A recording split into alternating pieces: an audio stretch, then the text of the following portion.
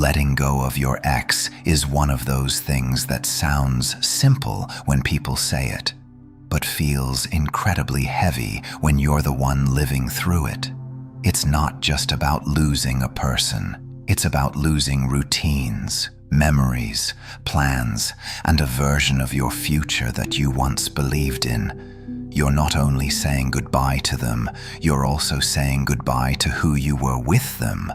At first, the hardest part is accepting that it's really over.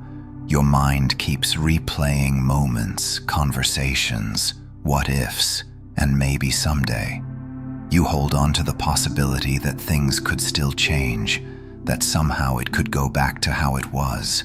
But that hope, as comforting as it feels, is often what keeps you stuck. Because as long as you're holding on to what could have been, you're not fully present in what is. Letting go doesn't mean you stop caring overnight.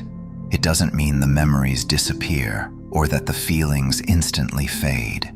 It means you slowly stop feeding them. You stop checking their profile, stop rereading old messages, stop imagining scenarios that will never happen. Not because you suddenly don't care, but because you're choosing your peace over your attachment. There's also a part of you that may feel rejected, replaced, or not enough. Breakups have a way of hitting your self-worth if you're not careful. You start questioning yourself, what you did wrong, what you could have done better. But the truth is, not every relationship ends because someone failed. Sometimes people are just not right for each other at that point in life. Holding on to self-blame only makes it harder to move forward.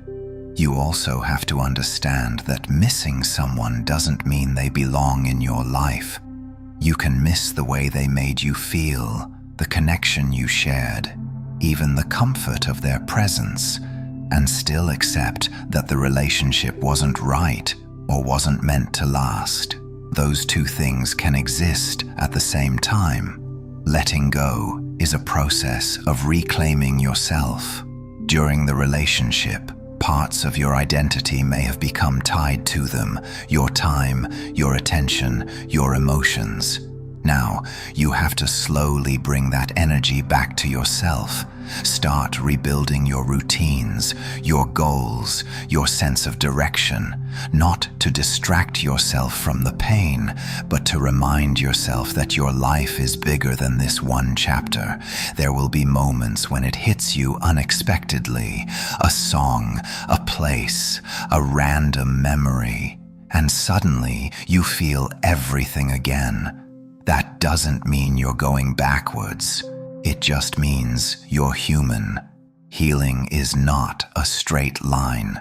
Some days will feel lighter, others heavier. What matters is that you keep choosing to move forward, even on the difficult days. Forgiveness also plays a role, even if it's quiet and internal.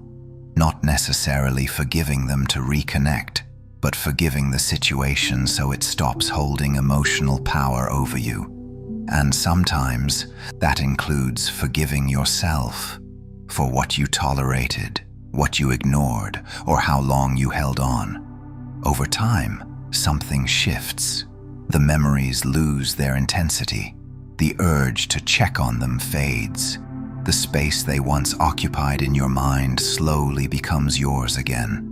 And you begin to see the relationship more clearly, not just the good parts you've been holding on to, but the reasons it ended. Letting go of your ex isn't about erasing the past. It's about accepting it, learning from it, and choosing not to let it define your future. It's about understanding that just because something mattered deeply doesn't mean it was meant to last forever. And one day, without even realizing it, you'll think of them, and it won't hurt the same way anymore.